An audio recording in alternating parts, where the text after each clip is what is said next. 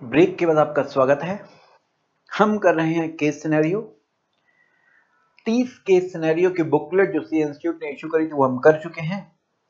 Mock test मे 21 का case scenario 1 भी कर चुके हैं। Mock test case scenario 2, mock test 1 का केस सिनेरियो 2 मे 21 वाला वो करने जा रहे हैं और इसके बाद आरटीपी मे 21 के 2 केस सिनेरियो रह जाएंगे, वो करेंगे। ओके, तो पेज नंबर 96 में आ जाइए बुक में, केस सिनेरियो 2। हाँ जी, अगेन हम पहले इसके एमसीक्यू पढ़ लेते हैं। क्या पूछा हुआ है? कह रहा है कि total value of inward supply, जिस वैल्यू ऑफ इनवर्ट सप्लाई बताइए जिसमें हमें रिवर्स चार्ज में टैक्स देना है, तो मेरे को इनवर्ट सप्लाई अलग से चाहिए। ओके, फिर इसके बाद वैल्यू ऑफ इनवर्ट सप्लाई जिन पर हमें आईटीसी नहीं मिलेगा वो हमें पूछा गया है। ओके, तो इसमें जो ब्लॉक क्रेडिट होंगे 17.5 वाले वो क्रेडिट नहीं मिलेंगे, या जिन पे जीएसटी नहीं लगता होगा उन पे क्रेडिट नहीं मिलेगा। नेक्स्ट, ग्रोस जीएसटी लायबिलिटी बताइए है, निकालनी है आईटीसी बिना लेस किए हुए। ग्रोस जीएसटी लायबिलिटी बतानी है दिसंबर महीने की। Okay, which of the following statement is incorrect? इनमें से कोई स्टेटमेंट आपको बतानी है, कौन सी स्टेटमेंट इनकरेक्ट है। ओके, और पांचवा है penalty that may be leviable for failure to display GST registration certificate and GST in a prominent location at principal place of business and every additional place of business. ये question तो आप बिना para पढ़े भी answer दे सकते हैं, और even ये वाला फोर्थ का भी आंसर आप बिना पैरा पढ़े दे सकते हैं। चलो एनी हाउ हम क्वेश्चन को पढ़ेंगे। यहां मेरे को चार्ट की जरूरत पड़ी नहीं, समझ ही नहीं आई चार्ट की जरूरत है, क्योंकि सेल अलग से दे रखी है, आउटवर्ड सप्लाई अलग से दे रखी है यहाँ पर, और इनवर्ड सप्लाई भी आपको ये अलग से दे रखी है। तो खुद से अलग से दे रखी है तो फिर मेरे को चार्ट बनाने की जरूरत ही नहीं है। ओके, तो आइए इसके लिए पहले मैं कुछ चीजें आपको याद दिलाए देता हूं। क्या क्या क्या क्या क्या, सुनिए जरा। मॉक टेस्ट पेपर का मे 21 के केस सिनेरियो 2 को हम करने जा रहे हैं, उसके लिए कुछ चीजें याद कर लीजिए। 9(4) सीजीएसटी का और 5(4) आईजीएसटी का रिवर्स चार्ज की बात करता है। अगर आपने अनरजिस्टर्ड पर्सन से गुड्स या सर्विस परचेज किए हैं, अगर आपने अनरजिस्टर्ड पर्सन से परचेज करी है, अनरजिस्टर्ड पर्सन से परचेज करी, आप कौन है? आप रजिस्टर्ड पर्सन है। आपने अनरजिस्टर्ड पर्सन से कोई सप्लाई रिसीव करी है, अनरजिस्टर्ड पर्सन से सप्लाई रिसीव करी, आप रजिस्टर्ड पर्सन है। रजिस्टर्ड पर्सन कौन से? नोटिफाइड। नंबर 2, कौन सी गुड्स और सर्विस के लिए आपको रिवर्स चार्ज में जीएसटी देना है, वो भी हम नोटिफिकेशन में बताएंगे। इसका मतलब यह हुआ, एक 9(3) है रिवर्स चार्ज का और ये 9(4) है रिवर्स चार्ज का। 9(3) सीजीएसटी का और 9(4) भी सीजीएसटी का। ऐसे आईजीएसटी में 5(3) या 5(4), ठीक है। 9(3) सीजीएसटी का रिवर्स चार्ज हमारे कोर्स में है, 9(4) रिवर्स चार्ज ये भी हमारे कोर्स में है। 9(4) में अनरजिस्टर्ड पर्सन से अगर आपने कोई गुड्स या सर्विस परचेज करी है तो रिवर्स चार्ज की बात हो रही है। लेकिन इसमें अमेंडमेंट आई थी और उसमें उन्होंने क्या बोला था, हम नोटिफिकेशन इशू करेंगे 9(4) में, सिर्फ उस नोटिफिकेशन में लिखे हुए रजिस्टर्ड पर्सन को या नोटिफाइड गुड्स या सर्विसेज के लिए ही रिवर्स चार्ज में जीएसटी देना होगा। तो इसका मतलब अनरजिस्टर्ड पर्सन से अगर आपने कोई गुड्स या सर्विस परचेज करी है, एवरी केस में आपको जीएसटी रिवर्स चार्ज में नहीं देना, सिर्फ एक ही नोटिफिकेशन है और वो है बिल्डर डेवलपर के लिए। तो अभी तक 9(4) सीजीएसटी का, 5(4) आईजीएसटी का, अगर आप अनरजिस्टर्ड पर्सन से गुड्स या सर्विस परचेज करते हैं तो सिर्फ एक ही केस में आपको रिवर्स चार्ज में जीएसटी देना होता है, वो है प्रमोटर, बिल्डर या डेवलपर। मैं आपको याद दिला दूं, ऐसा कुछ था। अगर आपने अनरजिस्टर्ड पर्सन से, आप बिल्डर या डेवलपर हैं, आपने अनरजिस्टर्ड पर्सन से, या आप फ्लैट बनाते हैं, बिल्डर हैं, डेवलपर हैं, प्रमोटर हैं, तो आप फ्लैट बनाकर बेचा करते हैं, आपने प्रमोटर हैं, बिल्डर हैं, डेवलपर हैं, तो अनरजिस्टर्ड पर्सन से अगर आपने ये सीमेंट, ब्रिक्स, स्टील, टाइल्स ये परचेज किया तो इन पर आपको जीएसटी रिवर्स चार्ज में देना है, जीएसटी रिवर्स चार्ज में देना है, इन पे आपको जीएसटी रिवर्स चार्ज में देना है। लेकिन कब कब कब, इसमें थोड़ा सा और बारीकी से अध्ययन कर ले। अगर आपने ये सीमेंट ब्रिक्स टाइल स्टील ये परचेज किया है, अगर आपने 80% से कम रजिस्टर्ड पर्सन से परचेज किया हो, मतलब आप 80% तक, अगर आप 80% या 80% से ज्यादा रजिस्टर्ड पर्सन से परचेज करते हैं, फिर कोई प्रॉब्लम नहीं है। क्या ऐसा आपने याद करो, ऐसा पढ़ा हुआ होगा, अगर आपने लेस देन 80% रजिस्टर्ड पर्सन से परचेज कर रखा है, अगर आप प्रमोटर बिल्डर हैं और परचेज करी है लेस देन 80% रजिस्टर्ड पर्सन से, तो जितना शॉर्टफॉल है 20% तक उन्होंने बोल दिया अनरजिस्टर्ड से परचेज कर लो। लेकिन अगर आपने प्रमोटर बिल्डर है, हमने बता दिया ये रजिस्टर्ड पर्सन प्रमोटर बिल्डर, इसी के लिए ही हमने बोला प्रमोटर बिल्डर तेरे को ही और किसी को नहीं, सिर्फ इसी को ही बोला गया अभी तक। 9454 में यही एक अकेला नोटिफिकेशन है प्रमोटर बिल्डर के लिए। अगर इसने 80% से कम रजिस्टर्ड पर्सन से परचेज किया है, तो जितना शॉर्टफॉल है उस शॉर्टफॉल पर रिवर्स चार्ज में, ये शॉर्टफॉल जितना अनरजिस्टर्ड पर्सन से परचेज किया, इस पर रिवर्स चार्ज में 18% जीएसटी प्रमोटर को देना होगा। लेकिन सीमेंट अगर आपने रजिस्टर्ड पर्सन से परचेज किया, इसमें आपको देना ही होगा जीएसटी 28%। ऐसे अगर आपने कैपिटल गुड्स परचेज करी है अनरजिस्टर्ड पर्सन से, इस प्रमोटर बिल्डर ने, प्रमोटर बिल्डर की बात हो रही है, हर एक की बात नहीं हो रही, सिर्फ इस प्रमोटर बिल्डर की बात हो रही है, डेवलपर की बात हो रही है। अगर इसने कैपिटल गुड्स परचेज करे अनरजिस्टर्ड पर्सन से, फिर इसको जीएसटी रिवर्स चार्ज में देना ही है। ये 80% की बात यहाँ चेक ही नहीं करनी, यहाँ 80% की बात चेक ही नहीं करनी। तो ये प्रमोटर बिल्डर के लिए है, ठीक है। तो इसका मतलब हमारे क्वेश्चन में अगर आता है कि हमने अनरजिस्टर्ड पर्सन से परचेज कर लिया, हम प्रमोटर बिल्डर नहीं है, तो हमें रिवर्स चार्ज में जीएसटी नहीं देना। तो 9454 में अभी एक ही नोटिफिकेशन, एक ही बंदे को अभी उन्होंने नोटिफाई किया, प्रमोटर बिल्डर को, कि तुझे रिवर्स चार्ज में जीएसटी देना है अगर तू ये शर्तें फुलफिल नहीं करता है तो। ठीक है जी, चलिए आगे बढ़ते हैं। फिर ट्रांसपोर्ट वाली सर्विस के लिए आपको याद दिला दिया जाए, जीटीए के केस में अभी मैंने पीछे भी बताया था आपको, रिवर्स चार्ज है, जीटीए होना जरूरी है। जीटीए कौन होती है? जो गुड्स ट्रांसपोर्ट बाय रोड की सर्विस देती है और वो इनवॉइस में 12% जीएसटी न चार्ज करे तो। अगर वो 12% जीएसटी चार्ज करे तो रिवर्स चार्ज नहीं होगा। 12% जीएसटी चार्ज करे तो इसका मतलब वो फॉरवर्ड चार्ज में जीटीए खुद देना चाहती है। जीटीए होनी चाहिए। जीटीए कौन है? गुड्स ट्रांसपोर्ट बाय रोड की सर्विस देती है और बिल्टी या कंसाइनमेंट नोट इशू करती है। अगर वो बिल्टी कंसाइनमेंट नोट इशू नहीं करती है, इंडिविजुअल ट्रक होना है, तो जीटीए नहीं है। लेकिन अगर वो जीटीए नहीं है लेकिन उसने रजिस्ट्रेशन ले रखा है, वारंटी रजिस्ट्रेशन ले रखा है या किसी, फिर अगर आपने रजिस्ट्रेशन ले रखा, फिर आपको जीएसटी चार्ज करना है। भले ही आप जीटीए ना हो, आपने वॉलंटरी रजिस्ट्रेशन लिया, तो फिर आपको जीएसटी चार्ज करना, फिर आप फॉरवर्ड चार्ज में देंगे। अगर आप जीटीए नहीं हैं और तब आप फॉरवर्ड चार्ज में जीएसटी देना होगा। जीटीए हैं और आप बिल में 12% जीएसटी चार्ज नहीं करते हैं, फिर आप इन 7 बंदों को सर्विस देती हैं, तो आपको तब ये रिसिपिएंट रिवर्स चार्ज में जीएसटी देगा और 5% देगा। ठीक है, जिसमें ये जीएसटी का रजिस्टर्ड बंदा है, और अगर जीएसटी में रजिस्टर्ड बंदा नहीं है तो वो factory society, cooperative society, body corporate है, एटसेट्रा है। तो ठीक है जी, मेरे पास इतना ही यूज होने वाला है, तो फालतू की बातें मैं अब क्यों बताऊं इसकी। अब आते हैं नेक्स्ट।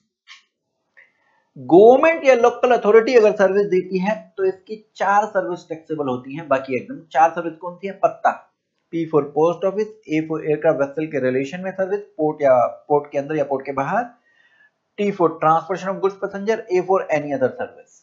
मैं डिटेल में नहीं समझाने वाला, मेरे पास इस एनी अदर सर्विस से थोड़ा लेना देना है। वो क्या? अच्छा, एक बात मैं बता दूं, ये जो पहली 3 सर्विस हैं पैट, इसमें फॉरवर्ड चार्ज है। ये जो एनी सर्विस है, ये अगर बिजनेस एंटिटी को दी, वो भी बड़ी बिजनेस एंटिटी को, तो ही जीएसटी और रिवर्स चार्ज है। इसमें थोड़ा सा अलग कर लें। क्या? इस एनी में से रेंटिंग को अलग कर लें। क्यों? क्योंकि अगर रेंटिंग अनरजिस्टर्ड बिजनेस एंटिटी को दी गई तो इसमें भी फॉरवर्ड चार्ज है। बाकी बची हुई एनी सर्विस अगर ये बिजनेस एंटिटी को दी गई तो बिजनेस एंटिटी रिवर्स चार्ज में जीएसटी पे करेगी। रेंटिंग अगर गवर्नमेंट या लोकल अथॉरिटी ने अगर ये रजिस्टर्ड बिजनेस एंटिटी को दी तो भी registered business entity reverse charge में जीएसटी पे करेगी। अगर रेंटिंग अनरजिस्टर्ड बिजनेस एंटिटी को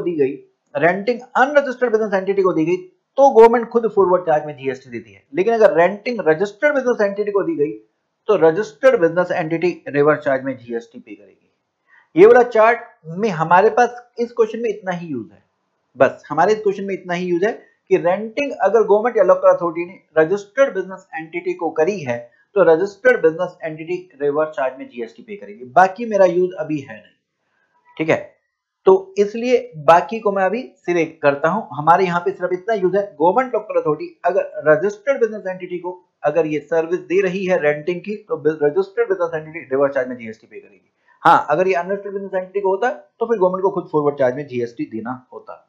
और सुनिए जी, लीगल सर्विस, अगर कोई सीनियर एडवोकेट है ये अगर सर्विस देता है, अगर ये छोटी अदर देन बिजनेस एंटिटी को सर्विस देता है, माफ है, बिजनेस एंटिटी क्या होती है जी, जो बिजनेस या प्रोफेशन कर रही है वो बिजनेस एंटिटी, जो बिजनेस प्रोफेशन नहीं कर रही वो आपकी बिजनेस एंटिटी नहीं है। अदर देन बिजनेस एंटिटी को सर्विस दी तो फिर जीएसटी माफ होगा, या छोटी बिजनेस एंटिटी को सर्विस दी, अभी ब्रेक से पहले हमने बात करी थी, छोटी बिजनेस एंटिटी का मतलब क्या है, जिसकी टर्नओवर रजिस्ट्रेशन लिमिट से कम है। कब? प्रीवियस ईयर की टर्नओवर रजिस्ट्रेशन लिमिट से कम है, रजिस्ट्रेशन लिमिट से कम है या अप टू रजिस्ट्रेशन लिमिट है 10, 20, 40, ये आपकी रजिस्ट्रेशन लिमिट होती है, 10 या 20 या 40 लाख अलग अलग केसेस में। तो अगर इससे कम है तो आप छोटे बिजनेस एंटिटी हैं, तो अगर सीनियर एडवोकेट ने छोटे बिजनेस एंटिटी को सर्विस दी तो माफ है और गवर्नमेंट को सर्विस दी तो माफ है। अगर सीनियर एडवोकेट ने बड़ी बिजनेस एंटिटी को सर्विस दी तो टैक्सेबल भी है और बड़ी बिजनेस एंटिटी रिवर्स चार्ज में जीएसटी पे करेगी। नाउ व्हाट इज बड़ी बिजनेस एंटिटी? जिसकी टर्नओवर प्रीवियस ईयर की रजिस्ट्रेशन लिमिट से ज्यादा है, जिसकी टर्नओवर प्रीवियस ईयर की रजिस्ट्रेशन लिमिट से ज्यादा है, तो बड़ी बिजनेस एंटिटी रिवर्स चार्ज में जीएसटी पे करेगी। और सुन लीजिए जी, सिक्योरिटी की सर्विस, सिक्योरिटी की सर्विस अगर अदर देन बॉडी कॉर्पोरेट ने रजिस्टर्ड पर्सन को दी, नॉर्मल रजिस्टर्ड पर्सन को, तो यहां पर ये normal registered person reverse charge में जीएसटी पे करेगा। मेरा क्वेश्चन सुनना ध्यान से, सिक्योरिटी की सर्विस देने वाला बंदा अनरजिस्टर्ड है, ये तो 9(3) के नोटिफिकेशन में लिखा हुआ है ना। हाँ, सिक्योरिटी की सर्विस अगर अनरजिस्टर्ड पर्सन ने, वो अदर देन बॉडी कॉर्पोरेट तो है लेकिन अनरजिस्टर्ड है, उसने हमें दी है, हम रजिस्टर्ड है, क्या 9(4) में रिवर्स चार्ज आएगा? ना 9(4) में सिर्फ प्रमोटर बिल्डर के लिए। सिक्योरिटी की सर्विस अगर सप्लाई करने वाला अनरजिस्टर्ड है, वो अगर रजिस्टर्ड पर्सन को दे रहा है तो फिर 9(4) की, ये तो 9(3) का नोटिफिकेशन है, 9(3) का नोटिफिकेशन है। 9(3) का नोटिफिकेशन कहता है अदर देन बॉडी कॉर्पोरेट अगर रजिस्टर्ड पर्सन को दे तो रजिस्टर्ड पर्सन रिवर्स चार्ज में देगा। अगर हम ये रजिस्टर्ड, जो other than body corporate registered है उससे ले रहे हो तो रिवर्स चार्ज है, लेकिन अगर other than body corporate unregistered है तो उसने बिल में चार्ज किया ही नहीं और हमें भी रिवर्स चार्ज भी नहीं देना, क्योंकि 9(4) की बात आ जाएगी। 9(4) में सिर्फ प्रमोटर बिल्डर के लिए ही रिवर्स चार्ज है। और अगली बात आप ये जानते ही हैं कि जो रिवर्स चार्ज और लायबिलिटी है ये आपको कैश लेजर से पे करनी होती है, ये आपको कैश लेजर से पे करनी होती है, इसको पे करने के लिए आप आईटीसी यूटिलाइज नहीं कर सकती हैं। नेक्स्ट 17(5)(h) ब्लॉक क्रेडिट, अगर goods lost, stolen, destroyed, write off या डिस्पोज बाय गिफ्ट या प्री सैंपल दे देते हैं, तो गुड्स लॉस्ट या स्टोलन डिस्ट्रॉय हो गए तो आपको उसका, डिस्ट्रॉय हो गए तो क्रेडिट नहीं मिलता है, नहीं मिलता है। एक और लास्ट पॉइंट, सीजीएसटी के रूल 18 में लिखा हुआ है जो भी आपका प्रिंसिपल प्लेस है या जो आपका एडिशनल प्लेस है वहां पर ये आपकी जो रजिस्ट्रेशन सर्टिफिकेट इशू किया गया है वो आपको लगाना है।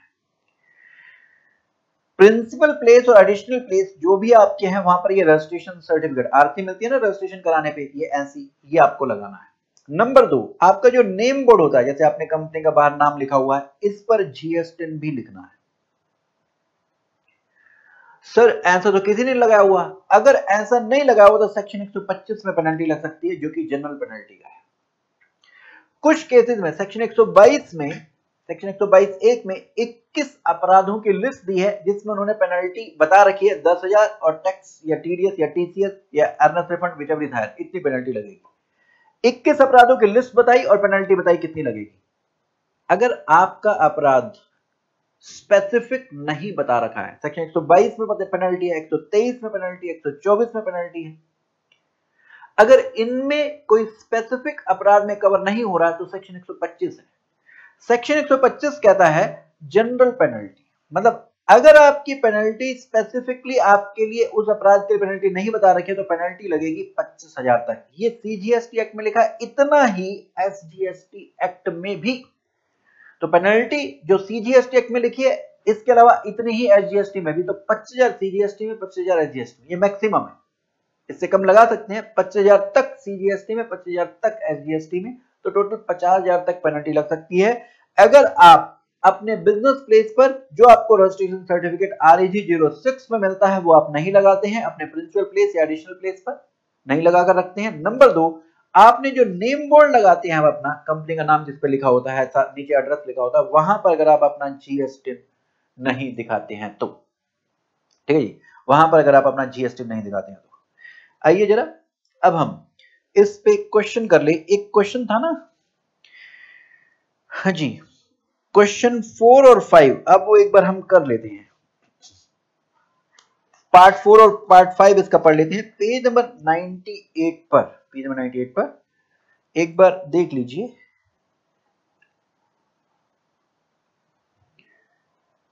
हाँ जी, पेज नंबर 98 पर पार्ट 4 पहले पढ़ लेते हैं और पार्ट 5 कर लेते हैं, फिर केस सिनेरियो पढ़ लेंगे। विच of the following statement is incorrect, पूछा है कौन सी स्टेटमेंट सही नहीं है, कौन सी स्टेटमेंट सही नहीं है। Tax liability under reverse charge can be discharge through electronic credit ledger, credit नहीं कैश लेजर होना चाहिए, कैश, ये स्टेटमेंट सही नहीं है, ये इनकरेक्ट है। ये कह रहा है क्रेडिट लेजर से पे कर सकते हैं, ना ना ना, रिवर्स चार्ज वाला टैक्स आप कैश लेजर से ही पे कर सकते हैं। Next, transportation of goods by a registered person other than GTA is not covered under reverse charge. Forward charge में कवर होगा अगर आप जीटीए नहीं है और आपने जीएसटी में रजिस्ट्रेशन ले रखा है, तो रजिस्ट्रेशन ले रखा है तो फिर आपको जीएसटी चार्ज करना है। Transport of goods by a registered person other than GTA, अगर जीटीए है, गुड्स ट्रांसपोर्ट एजेंसी है, 7 बंदों को सर्विस देते हैं तो रिवर्स चार्ज होता है। आप जीटीए नहीं है, कह रहे आप जीटीए नहीं है, फिर आप गुड्स ट्रांसपोर्ट की सर्विस दे रहे हैं और आपने वॉलंटरी मान लीजिए रजिस्ट्रेशन ले रखा है, तो फिर आपको फॉरवर्ड चार्ज में देना होगा। लिखा not covered reverse charge, correct है, करेक्ट है।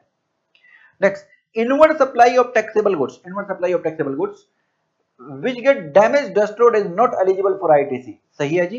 17(5)H बोलता है, ब्लॉक क्रेडिट बोलता है, वो कहता है कि अगर गुड डैमेज डिस्ट्रॉय होगा तो क्रेडिट नहीं मिलेगा, तो ये करेक्ट है। तो ए की स्टेटमेंट इनकरेक्ट थी और वो था पहला, तो ए में फर्स्ट पॉइंट है, ये हो जाएगा, नीचे एक्सप्लेन करके दे ही रखा आपको।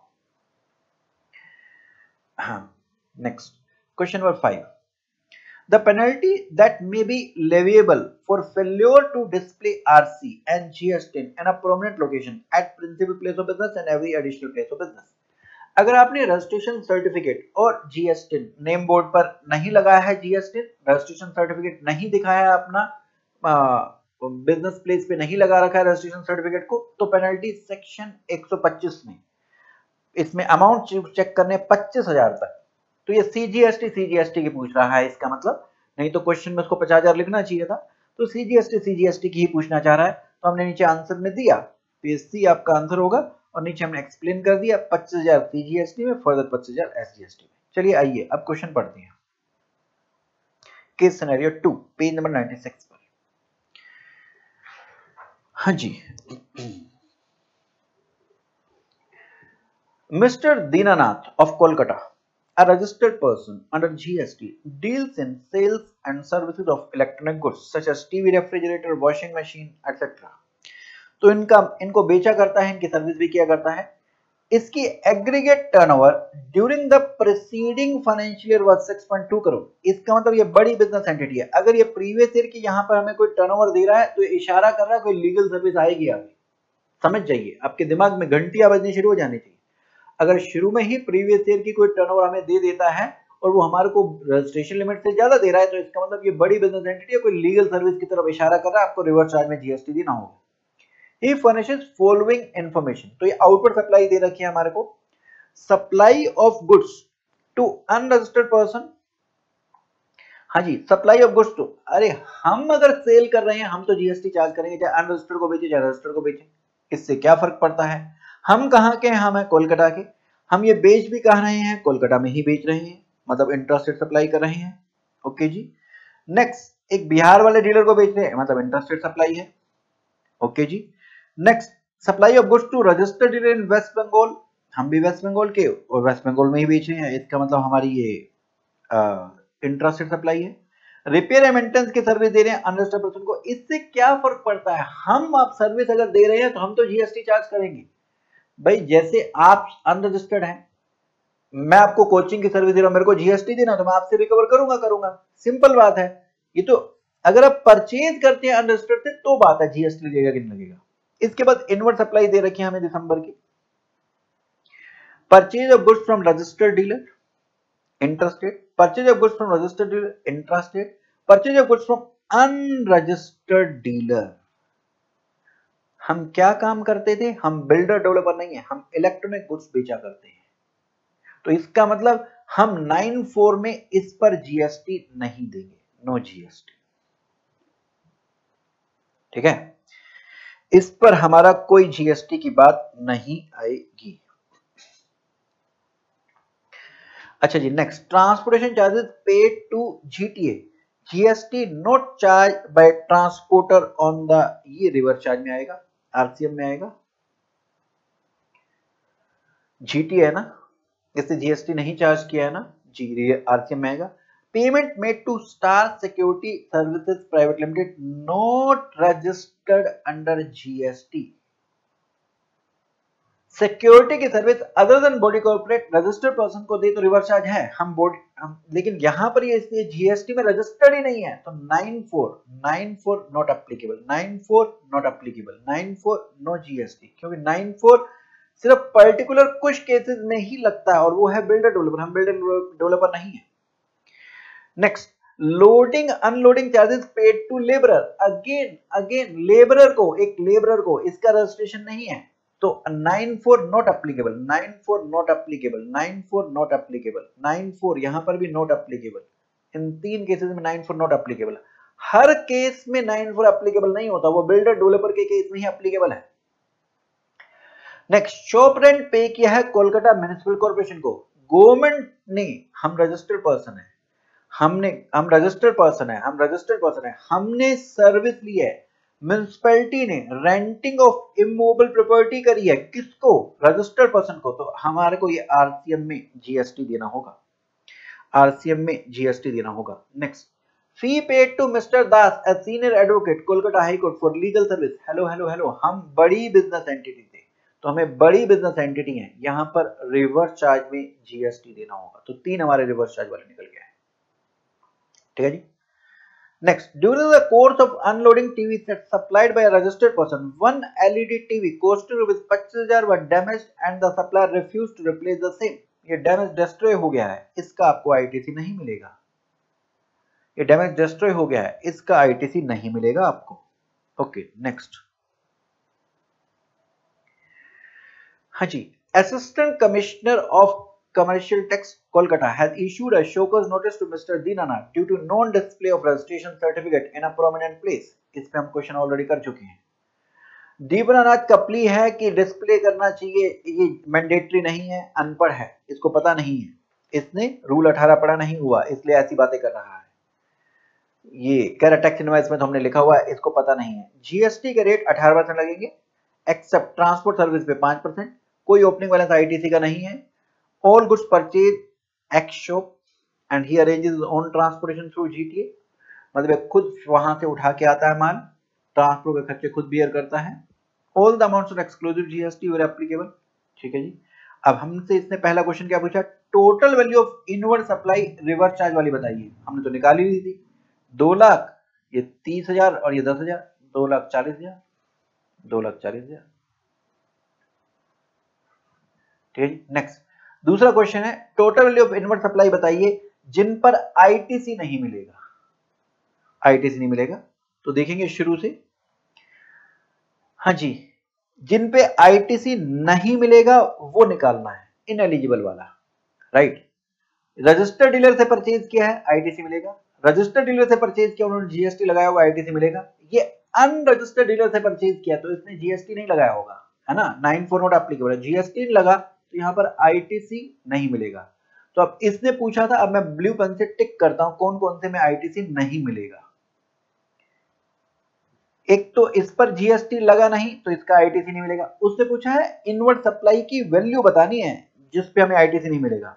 नेक्स्ट, फिर तो आरसीएम है, इसका आईटीसी मिलेगा।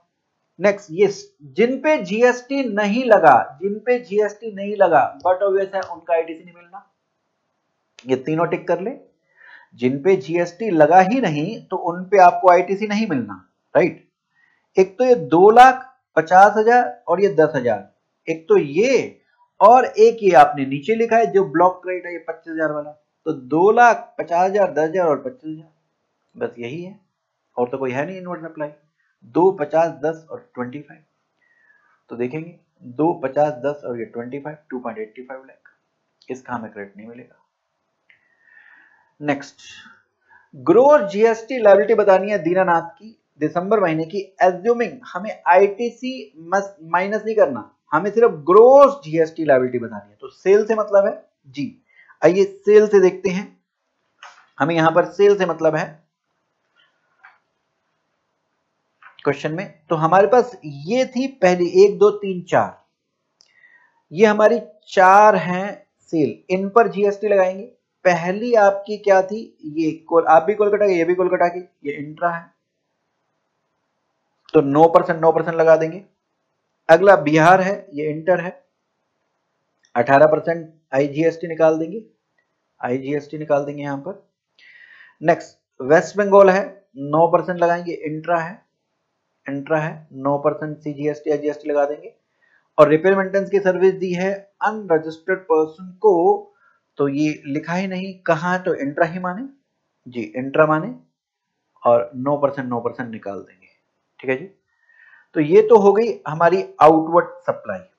उससे पूछा था ग्रोस जीएसटी लायबिलिटी, एक तो ये 12, 6, 28 और 4 पर, एक तो ये आउटवर्ड सप्लाई का, और इसके अलावा रिवर्स चार्ज वाले ये 3, रिवर्स चार्ज वाले ये 3, इन पे भी आप क्या निकाल देंगे, जीएसटी निकाल देंगे।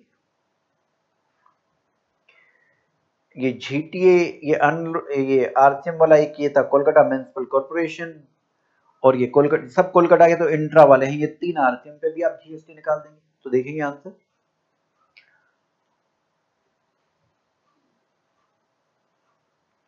तो हमने पहले तो फॉरवर्ड चार्ज वाला जीएसटी निकाला, पहले 4 पर, ठीक है, पहले इस पर ये 12 लाख पर ये 9% लगाया, 1,08,000, 1,08,000 आया। ये बिहार वाली इंटर स्टेट सप्लाई थी, ये इंटर थी तो इस पर 18% लगाया, 18% लगाया, ये 1,08,000 आया। फिर आपकी अगली 2 इंट्रा थी तो ये 9% लगाया 28 लाख पर, ये 2,52 आया, यहाँ पर 9% लगाया 36,000 तो फॉरवर्ड चार्ज वाला आ गया। अब 3 जो रिवर्स चार्ज वाली थी, इस पर जीटीए वाला है 2.5%, फिर आपका ये म्युनिसिपल कॉर्पोरेशन वाला 9%, रेंटिंग ऑफ इमूवेबल प्रॉपर्टी था, और सीनियर एडवोकेट वाला 9%। भाई जी ये इसमें ऐड कर दो, ये आ जाएगा टोटल 917,200, ठीक है। अगला क्वेश्चन हम 4th और 5th ऑलरेडी कर चुके हैं।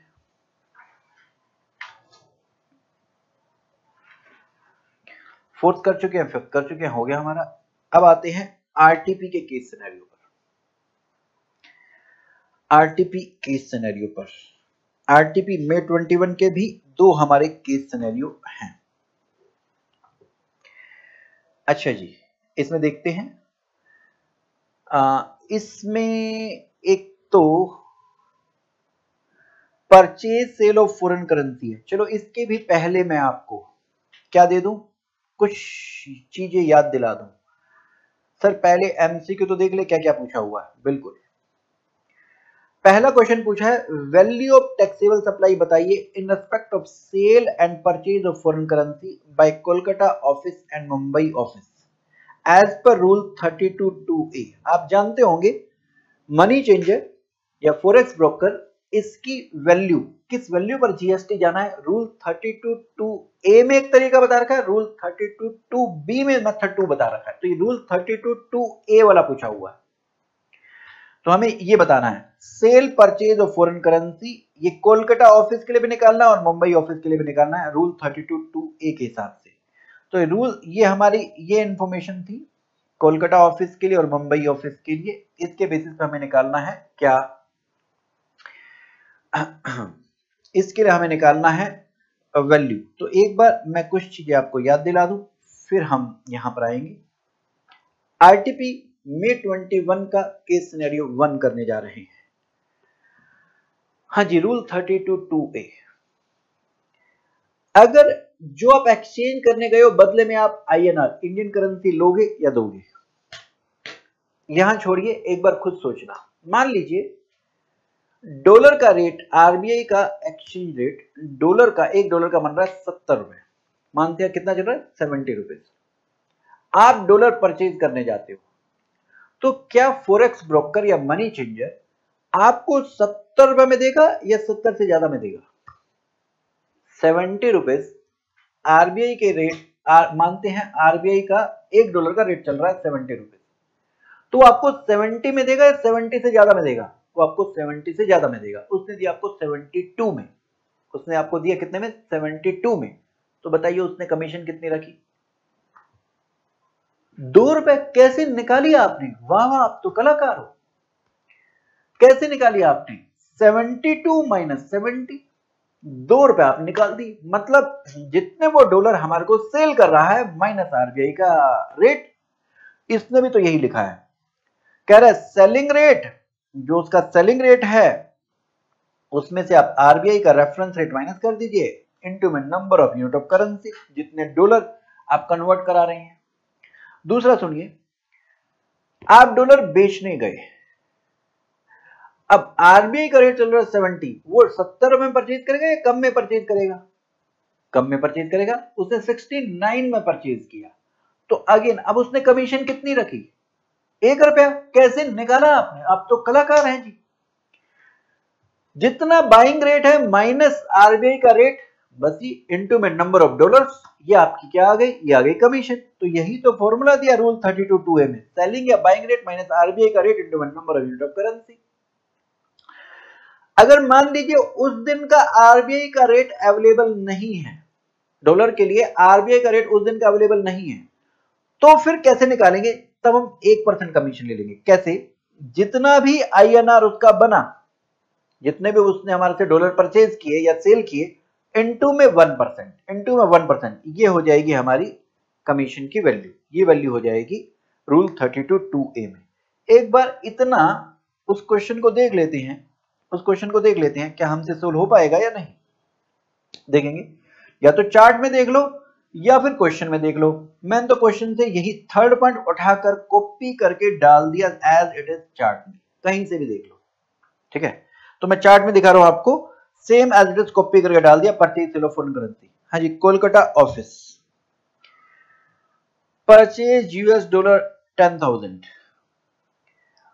और ये रेट चल रहा है 74 पे परचेज किया। आरबीआई का रेट था 73 का। हाँ जी, तो कमीशन कितनी बनी? ₹1। कितने डॉलर? 10,000 के। तो कोलकाता ऑफिस के लिए, कोलकाता ऑफिस के लिए ₹1 कमीशन बनी, 1 इंटू में 10,000, कितना बन गया? 10,000। मुंबई ऑफिस के लिए देखें, मुंबई ऑफिस ने $5,000 बेचे हैं to Messrs Money Matters a forex dealer, okay, on 15 सितंबर एट 73.20। आरबीआई का रेट उस दिन का अवेलेबल नहीं है, तो आप एक काम करो, इसको इंडियन करेंसी में बना लो, 5,000 इंटू में 73.20, जो भी आया इंटू में 1%, ये हो जाएगी वैल्यू। देखें आप आंसर, ये सोल्व करके दे ही रखा आपको। 5,000 इंटू में 73.20 इंटू में 1%, ये 3660 आ गया। और जो पहला था कोलकाता ऑफिस के लिए दर्जन निकाला ही है। ये आपका पहला क्वेश्चन तो हो ही गया, पहला क्वेश्चन तो हो ही गया, ठीक है। चलिए अब कुछ और इंफॉर्मेशन कलेक्ट करते हैं। आइए, लीगल सर्विस अभी थोड़ी देर पहले भी बताया था, फिर बता रहे हैं। लीगल सर्विस होती क्या है? लीगल सर्विस एडवाइस, कंसल्टेंसी या assistance in any branch of law including representation service. अगर एडवोकेट या एडवोकेट की फर्म ने ये एडवोकेट या एडवोकेट को आपस में दूसरे को सर्विस दे रहे हैं तो माफ है, अदर देन बिजनेस एंटिटी को सर्विस दे रहे हैं तो माफ है, छोटी बिजनेस एंटिटी को सर्विस दे रहे हैं तो माफ है। छोटे बिजनेस एंटिटी का मतलब क्या है? जिसके प्रीवियस ईयर के टर्नओवर रजिस्ट्रेशन लिमिट से कम है, रजिस्ट्रेशन लिमिट से कम है, रजिस्ट्रेशन लिमिट से कम है। ठीक है, गवर्नमेंट को सर्विस दे रहे हैं तो माफ है। अगर ये बड़ी बिजनेस एंटिटी को सर्विस दे रहे हैं तो टैक्स लगेगा और रिवर्स चार्ज में बड़ी बिजनेस एंटिटी को सर्विस देना होगा। नाउ व्हाट इज बड़ी बिजनेस एंटिटी? बड़ी बिजनेस एंटिटी का मतलब है जिसकी प्रीवियस ईयर के टर्नओवर रजिस्ट्रेशन लिमिट से ज्यादा है, रजिस्ट्रेशन लिमिट से ज्यादा। ओके, नेक्स्ट पॉइंट, सिक्योरिटी की सर्विस। सिक्योरिटी की सर्विस अगर अदर देन बॉडी कॉर्पोरेट ने, अदर देन बॉडी कॉर्पोरेट ने किसको दी है? रजिस्टर्ड पर्सन को, तो रिवर्स चार्ज है। मेरा क्वेश्चन सुनना ध्यान से, अगर ये service other than body corporate registered person को दे तो रिवर्स चार्ज है। अगर कंपनी सिक्योरिटी की सर्विस दे तो फिर रिवर्स चार्ज होगा या फॉरवर्ड चार्ज होगा? फिर उस केस में फॉरवर्ड चार्ज होगा, फिर रिवर्स चार्ज नहीं होगा। नेक्स्ट और देखेंगे, इंश्योरेंस एजेंट ने अगर इंश्योरेंस कंपनी को सर्विस दी तो इंश्योरेंस कंपनी रिवर्स चार्ज में जीएसटी पे करेगी। यहां इंश्योरेंस एजेंट का मतलब है जिसको सेक्शन 42 में लाइसेंस मिला हुआ है। इंश्योरेंस एक्ट के सेक्शन 42 में जिसको लाइसेंस मिला है वो होते हैं इंडिविजुअल, होते हैं इंडिविजुअल। तो अगर इंश्योरेंस एजेंट इंडिविजुअल नहीं है, जैसे कंपनी है, पार्टनरशिप फर्म है, अगर ये इंश्योरेंस एजेंट है तो फिर रिवर्स चार्ज नहीं होगा, तब उन इंश्योरेंस एजेंट को खुद से फॉरवर्ड चार्ज में जीएसटी देना होगा।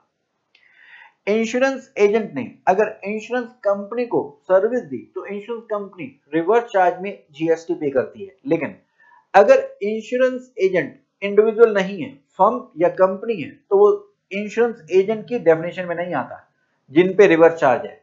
इंश्योरेंस एजेंट का मतलब है जिसको सेक्शन 42 ऑफ इंश्योरेंस एक्ट में लाइसेंस मिला हुआ है, वहां इंडिविजुअल ही आते हैं।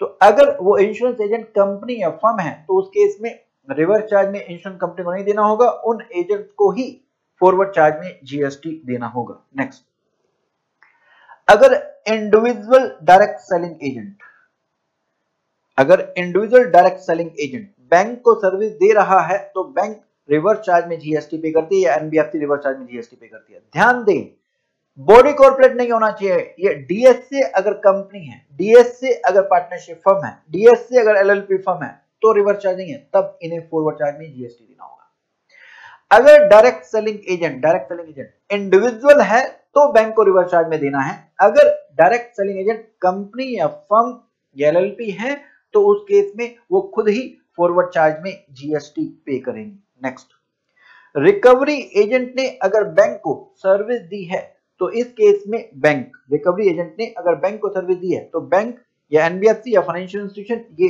रिवर्स चार्ज में जीएसटी पे करेंगे, जीएसटी पे करेंगे। नेक्स्ट, एक एग्जामिनेशन का पॉइंट है, अगर बिजनेस एग्जीबिशन हेल्ड हो रही है आउटसाइड इंडिया, कोई एग्जीबिशन बाहर लग रही है फॉरेन कंट्री में, उसके लिए ऑर्गेनाइजर, इंडिया का ऑर्गेनाइजर अगर कोई सर्विस दे रहा है तो फिर उस पे जीएसटी होगा माफ।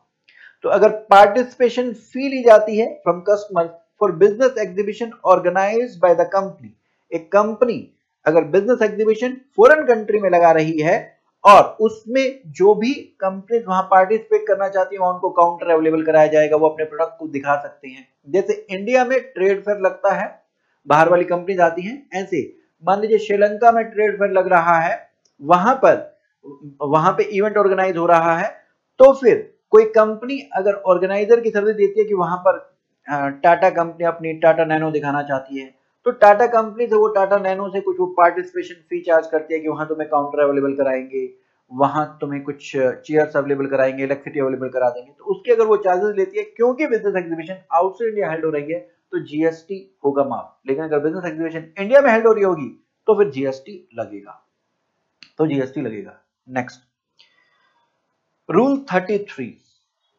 अगर प्योर एजेंट की तरह अगर आप कुछ रिकवरी करते हैं तो ये वैल्यू में से एक्सक्लूड कर दिया जाएगा। प्योर एजेंट के लिए 4 कंडीशन फुलफिल होनी चाहिए। पहला, आप कॉन्ट्रेक्चुअल एग्रीमेंट करेंगे क्लाइंट के साथ में।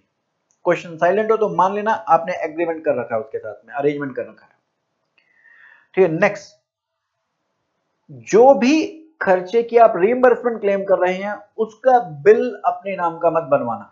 अगर आप प्योर एजेंट कहलाना चाहते हैं, जैसे दिशा एंटरप्राइज मान लीजिए किसी का आरओसी में रजिस्ट्रेशन करा के दे रही है, तो उस केस में वो उस जिसका वो आरओसी में नई कंपनी का रजिस्ट्रेशन करा के दे दिया, आरओसी फी पे करती है, तो आरओसी फी का इनवॉइस बट ऑब्वियस है इसके नाम से तो होगा नहीं, कंपनी के नाम से ही होगा जी। तो आरओसी फी अगर आप पे करी तो वो दिशा के नाम से नहीं होगा, दिशा इसका टाइटल होल्ड नहीं करती है, ये प्योर एजेंट है, प्योर एजेंट मानी जाएगी, ये कस्टमर के नाम से ही जमा होगा। नेक्स्ट तीसरी कंडीशन है कि जो वो सर्विस जिसका आप रिइंबर्समेंट क्लेम करेंगे इसको आप खुद यूज नहीं करेंगे, अपने इंटरेस्ट के लिए यूज नहीं करेंगे। आरओसी फी कंपनी मजे ले रही है, हम थोड़ा कुछ उसका एंजॉयमेंट उठा रहे हैं, तो हम तो सिर्फ उसको रजिस्ट्रेशन करा के दे रहे हैं, हम इसका यूज नहीं कर रहे।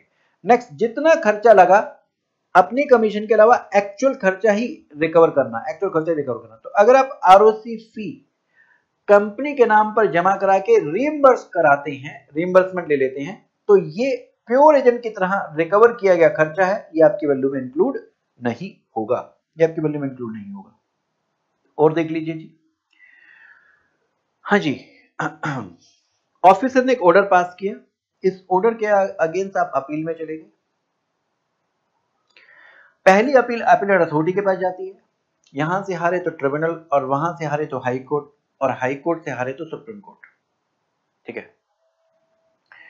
ट्रिब्यूनल के भी कुछ बेंचेस होती हैं, वो हमारे यहाँ पे इसका यूज है नहीं, फिर भी मैं आपको बता दूं, याद दिला दूं, स्टेट एरिया बेंच और एक नेशनल रीजनल बेंच होती है। जो प्लेस ऑफ सप्लाई वाले मुद्दे हैं वो नेशनल रीजनल बेंच सुनती है, other than place of supply वाले मुद्दे ये सुनती है स्टेट एरिया बेंच।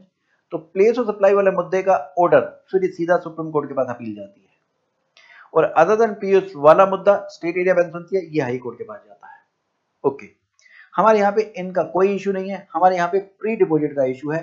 जब आप पहली अपील अपीलेट अथॉरिटी के पास लेकर जाएंगे, क्या आपको प्री डिपॉजिट करना होगा? Answer is yes. कितना प्री डिपॉजिट करना होगा? अगर टैक्स इन्वॉल्व सीजीएसटी है और दूसरा टैक्स इन्वॉल्व आईजीएसटी है, अगर सीजीएसटी है, जितना आप एडमिट कर रहे हैं, क्या अपील लगाने से पहले आपको कुछ डिमांड जमा करानी पड़ेगी? जी हाँ, ऐसे सुनेंगे ही नहीं अपीलेट अथॉरिटी आपकी अपील को। तो जितनी डिमांड इसने निकाली ऑफिसर ने, उस डिमांड का 10% आप जमा कराओ। पूरी डिमांड का नहीं, सुनो, डिमांड में आपसे मांगा गया होगा टैक्स, आपसे मांगी गई होगी इंटरेस्ट, आपसे मांगी गई होगी पेनल्टी। ठीक है, अगर आप इसमें से कुछ भी एक्सेप्ट नहीं कर रहे हैं, अगर आप इसमें से कुछ भी एक्सेप्ट नहीं कर रहे हैं, तो जो सिर्फ टैक्स है ना, टैक्स, इस टैक्स का 10% जमा करो। अगर आप कुछ एक्सेप्ट कर रहे हैं इसमें से, अगर आप इसमें से कुछ एक्सेप्ट कर रहे हैं, तो आप टैक्स इंटरेस्ट पेनल्टी जितना आप एक्सेप्ट करें वो पूरा का पूरा जमा कराओ। जितना एक्सेप्ट नहीं कर रहे हैं उस अमाउंट में सिर्फ टैक्स का 10% जमा कराओ, टैक्स का 10% जमा कराओ। ठीक है, सब्जेक्ट टू, इस 10% के ऊपर लिमिट है, सब्जेक्ट टू मैक्सिमम 25 करोड़। ये ऐसे सीजीएसटी में, ऐसे ही एसजीएसटी में भी। एक बार मैं फिर से बताता हूं, मान लीजिए आपकी जो लायबिलिटी आई वो आई, हमारे क्वेश्चन में कितनी दे रखी है? 600 करोड़। ये टैक्स है, 600 करोड़ टैक्स है। ऐसे इंटरेस्ट है मानते हैं 70 करोड़ का, और पेनल्टी भी कितनी है? 600 करोड़ की। अगर आप कुछ भी एक्सेप्ट नहीं कर रहे हैं, तो फिर 600 करोड़ का 10% टैक्स का, अगर आप कुछ भी एक्सेप्ट नहीं कर रहे हैं तो सिर्फ टैक्स का 600 करोड़ का 10%, 60 करोड़ हुआ। ठीक है, 60 करोड़ हुआ, ये और 25 crore which ever is less, ये मैक्सिमम 25 करोड़। तो 25 करोड़ सीजीएसटी में, ऐसे ही एसजीएसटी में भी 25 करोड़, तो टोटल कितना जमा कराएंगे? 50 करोड़। अगर ये लायबिलिटी टैक्स की माने ये आईजीएसटी की है, तो यहां पर 10% आपने किया, इसको कंपैरिजन किससे करना है? 50 करोड़ से। तो 10%, अगर ये आईजीएसटी है तो आपको क्या करना है जी? 10% 60 करोड़ हुआ, और 50 करोड़ का मतलब आईजीएसटी में सीजीएसटी एसजीएसटी दोनों का टोटल ही देखेंगे ना, तो इसलिए 50 करोड़ देखेंगे। तो क्योंकि ये सीजीएसटी की बात कर रहे थे तो इतना एसजीएसटी में तो जमा कराना होगा ना। अगर आपकी डिमांड आई है, इस ऑफिसर ने जो डिमांड निकाली वो कितनी निकाली है, 600 crore tax, interest 70 crore, penalty 600 crore, आप इसमें से 1 रुपया भी एक्सेप्ट नहीं करते तो सिर्फ टैक्स का 10%, टैक्स का 10% 60 करोड़ बना, और 25 करोड़, तो 25 करोड़ सीजीएसटी में। ऐसे ही फिर कंपैरिजन करेंगे एसजीएसटी में, 10% और 25 करोड़, तो कितना, 25 और 25 50 करोड़ जमा करा देंगे। अगर ये लायबिलिटी आईजीएसटी की है, हम ये दोनों अमाउंट मिला के मान रहे थे, सीजीएसटी प्लस एसजीएसटी दोनों मिलाकर मान रहे थे, ये ध्यान रखना। अगर ये आईजीएसटी की लायबिलिटी है तो फिर 10% आपने किया इसका 60 करोड़ और 50 crore which are less 50 crore जमा कराना होगा, ठीक है। अब दूसरा केस, अगर आप इसमें से कुछ एक्सेप्ट करते हैं, जितना आप एक्सेप्ट करेंगे वो टैक्स इंटरेस्ट पेनल्टी पूरा जमा करा दो। मान लीजिए आप इसमें से एक्सेप्ट करते हैं कितना, 50 करोड़ टैक्स एक्सेप्ट करते हैं, 2 करोड़ इंटरेस्ट एक्सेप्ट करते हैं और 50 करोड़ की पेनल्टी एक्सेप्ट करते हैं, ये तो पूरा जमा करा दो। अब जो डिस्प्यूटेड बचा, डिस्प्यूटेड टैक्स भी है, डिस्प्यूटेड इंटरेस्ट भी है, डिस्प्यूटेड पेनल्टी भी है, तो उसमें सिर्फ डिस्प्यूटेड टैक्स का 10% और 50 crore which ever is less, अगर आईजीएसटी है तो वो जमा कराना होगा। अब 600 में से 50 माइनस किया, कितना बचा, 550 करोड़, ठीक है। तो 550 करोड़ का 10% कितना हुआ, 55 करोड़, 55 करोड़ और 50 crore which ever is less, 50 crore which ever is less, ये आपको जमा कराना होगा, ये आपको जमा करना, मतलब 50 करोड़ जमा कराना होगा। एक तो ये, और जो आपने एक्सेप्ट किया था वो पूरा का पूरा, टैक्स इंटरेस्ट पेनल्टी जो एक्सेप्ट करी थी वो पूरी की पूरी, ठीक है, ये आपको जमा कराना होगा। ये होगा प्री डिपॉजिट के लिए, ठीक है जी। एक और लास्ट पॉइंट सुन लीजिए, क्या, अगर आप टैक्स कलेक्ट करके जमा नहीं कराते, 3 महीने से ऊपर बीत गए, तो आपको पेनल्टी देनी होगी सेक्शन 122(1) में 10,000 और टैक्स जो इवेट किया है विच एवर इज हायर, ठीक है जी। चलिए अब इसके बाद हम करते हैं क्वेश्चन। इतनी नॉलेज के बाद अब आ जाइए क्वेश्चन पर।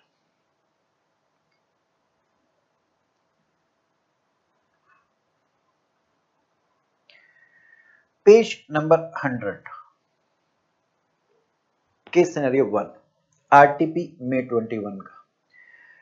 दिशा enterprise is a Provide Limited is a financial service company having its office in Kolkata, West Bengal, Mumbai, Maharashtra. इसका कोलकाता वेस्ट बंगाल में एक ऑफिस है, दूसरा मुंबई महाराष्ट्र में ऑफिस है। कंपनी रजिस्टर्ड है दोनों ही स्टेट्स में, okay. The company operates through 2 segments, banking and insurance service and advisory and consultancy service. The aggregate turnover of the company during the previous year was 80 and 60. हाँ जी, पिछले साल में ये बड़ी बिजनेस एंटिटी है, ये इसने बता दिया। तो अगर लीगल सर्विस रिसीव करेंगे तो रिवर्स चार्ज में जीएसटी देना होगा। Busted services provide, bouquet of services provided in each of the 2 segments are as follows. ये 2 प्रकार की सर्विसेज देती है, इसमें इंश्योरेंस एजेंट की सर्विस देती है, हाँ जी, इसमें आरसीएम है, लेकिन इस केस में आरसीएम एप्लीकेबल होगा कि नहीं होगा, हमारी ये कंपनी है, वैसे तो रिवर्स चार्ज है क्योंकि हम कंपनी हैं, हम यहां आरसीएम नहीं, यहां आरसीएम नहीं होगा, हाँ जी। रिकवरी एजेंट, यहां आरसीएम होगा, हाँ जी। Direct selling agent, individual DS से अगर बैंक को सर्विस दे तो आरसीएम होता है, यहां आरसीएम नहीं होगा, हम इंडिविजुअल नहीं, हम कंपनी है, ठीक है। तो इंश्योरेंस एजेंट में और ये डीएस से, क्योंकि हम कंपनी है, आरसीएम नहीं होगा, ओके जी। Next, advisory services and consultancy services, company LLP society formation forward charge में होगा, रिटर्न फाइलिंग फॉरवर्ड चार्ज में होगा, detail project report DPR preparation forward charge में होगा, business promotion product marketing exhibition, इसमें अगर बिजनेस प्रमोशन, अगर ये एग्जीबिशन लग रही है आउटसाइड इंडिया तो एग्जम्प्ट होगा, इन इंडिया तो टैक्सेबल होगा, ठीक है। आगे बढ़ते हैं। Company has carried out the following transaction during the month of September. ये कोलकाता ऑफिस की डिटेल दी है, ये मुंबई ऑफिस की डिटेल दी है, ओके। इसमें हमें आउटवर्ड सप्लाई अलग कर लेनी है, इनवर्ड सप्लाई अलग कर लेनी है, ठीक है जी। इसमें हमें आउटवर्ड सप्लाई अलग कर लेनी है और इनवर्ड सप्लाई अलग कर लेनी है। तो इसमें पहला है cell purchase of foreign currency, ये वाला पॉइंट तो हम कर ही चुके हैं। कमीशन रिसीव्ड, हमने कमीशन रिसीव करी, मतलब हमने सर्विस दी है। यहां पर ध्यान रहे, क्योंकि ये इंश्योरेंस कंपनी सर्विस रिसीव करी है, क्या रिवर्स चार्ज होगा या फॉरवर्ड चार्ज होगा? क्योंकि हम कंपनी हैं, हम इंश्योरेंस एजेंट हैं, जो हम कंपनी हैं, इसलिए फॉरवर्ड चार्ज रहेगा। Commission received as DSA from ICICI bank, यहां पर भी फॉरवर्ड चार्ज ही रहेगा क्योंकि हम इंडिविजुअल डीएसए नहीं है। ठीक है। Company received from private bank, यहां आरसीएम होगा, यहां आरसीएम होगा। ठीक है। Professional fee received for the formation of a company, यहां फॉरवर्ड चार्ज होगा। Professional fee received, forward charge होगा। Participation fee received from the customer for the business exhibition organised by the company, ये business exhibition held हुआ outside India, ये तो exempt होगा। ये held हुआ चेन्नई में, ये टैक्सेबल होगा। बिजनेस एग्जीबिशन ये वाली टैक्सेबल होगी। ओके। लीगल फी पे करिए, अभी तक तो हमारी आउटवर्ड सप्लाई थी, अब ये दो हमारी इनवर्ड सप्लाई है। ठीक है। अब ये दो हमारी इनवर्ड सप्लाई हैं, दो हमारी इनवर्ड सप्लाई है। Legal fee paid to Sundaram advocate, यहां आरसीएम होगा। Payment made for security services by of supply of security personal received, ये सर्विस किससे ली है? ये कंपनी से ली है, यहां फॉरवर्ड चार्ज होगा। ये सर्विस किससे ली है? ये पार्टनरशिप से ली है, यहां आरसीएम होगा, यहां आरसीएम होगा। ठीक है। तो हमने ये उठाकर, ये इतने पॉइंट उठाकर हमने अपने चार्ट में भी डाल दिए। हमने ये फॉरवर्ड चार्ज, ये हमने ये इनवर्ड सप्लाई लिख दी, ये आउटवर्ड सप्लाई लिख दी। ठीक है। तो यहां पर एक बार फिर से देख ले, ये जो इंश्योरेंस कंपनी है ये फॉरवर्ड चार्ज में रहेगी, डीएसए भी फॉरवर्ड चार्ज में रहेगा, फॉरवर्ड चार्ज में रहेगा। कमीशन एजेंट, ये रिकवरी एजेंट, ये आरसीएम में होगा। ये फॉरवर्ड चार्ज में रहेगा, ये फॉरवर्ड चार्ज में रहेगा, ये एग्जम्प्ट होगा, ये टैक्सेबल होगा पार्टिसिपेशन फी। और इधर हम बात करें तो लीगल फी ये आरसीएम में जाएगी, लीगल फी आरसीएम में जाएगी, दोनों की ही, इसकी भी और इसकी भी।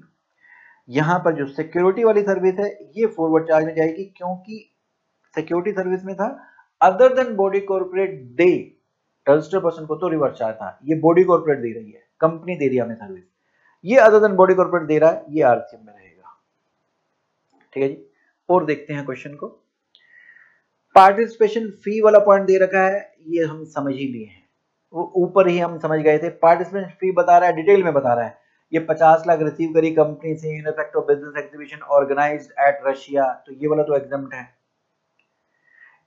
और फिर इसके अलावा for the team initial trade in which 10 Indian companies participated, participation fee 5 lakh हर एक से ली थी, तो ये टोटल 50 लाख ऐसे बना था, कहानियां सुना रखी हैं। इसके अलावा 4 लाख की पार्टिसिपेशन फी बिजनेस एग्जीबिशन चेन्नई पे हुई है, ये टैक्सेबल है, ये टैक्सेबल है। अच्छा, second point, out of professional fee of 80,000, ये प्रोफेशनल फी 80,000 इसकी बात कर रहा है, जो फॉरवर्ड चार्ज वाला था। इसमें क्या कह रहा है? इसमें बता रहा है कि इसमें हमने कंपनी या एलएलपी बनवाई थी, उसमें 15,000 towards reimbursement claim from client है, ये हमने सेपरेटली मेंशन किया था, ये आरओसी को हमने जमा करा, मतलब आरओसी फी है, तो ये आपकी वैल्यू में हट जाएगा, 80,000 में से 15,000 हट जाएगा। ठीक है जी। तो हमने यहां पर नीचे लिख भी दिया है, ये इसमें 80,000 में इंक्लूड है, 80,000 में इंक्लूड है 15,000। तो इसका मतलब ये हमें 80,000 नहीं लेना, फिर हमें ये कितना लेना है? ये हमें 65,000 लेना है, कि 15,000 इसमें से लेस कर देना है। ओके। और देखते हैं जी, फिर अगला हमारा पॉइंट हो गया है next. In an order dated 14 सितंबर to Disha Enterprise joint commissioner of CGST Mumbai raised the demand of 600 crore, और मुंबई ऑफिस 600 करोड़ की डिमांड आई है जी इंटरेस्टेड ट्रांजैक्शन के लिए। कंपनी डिस्प्यूट कर रही है एंटायर डिमांड को, 1 रुपया भी एक्सेप्ट नहीं कर रही है, और ये अपील फाइल करना चाहती है। यहाँ पर टैक्स इंटरेस्ट पेनल्टी अलग से दिया नहीं है, तो मानते हैं टैक्स ही है ये अपील अथॉरिटी के पास अपील लगाना चाहती है। ये किसकी है? इंटरेस्टेड ट्रांजैक्शन का मतलब ये आईजीएसटी है, ये आईजीएसटी है। तो अब हमें 10% और 50 करोड़, 10% ऑफ 600 करोड़ और 50 crore which ever is less, ये हमें प्री डिपॉजिट करना पड़ेगा। तो 50 करोड़ हमें जमा कराना होगा। ठीक है, 50 करोड़ हमें जमा कराना होगा। इसमें हमारे पास क्वेश्चन भी है फोर्थ, वो दिखा दें आपको।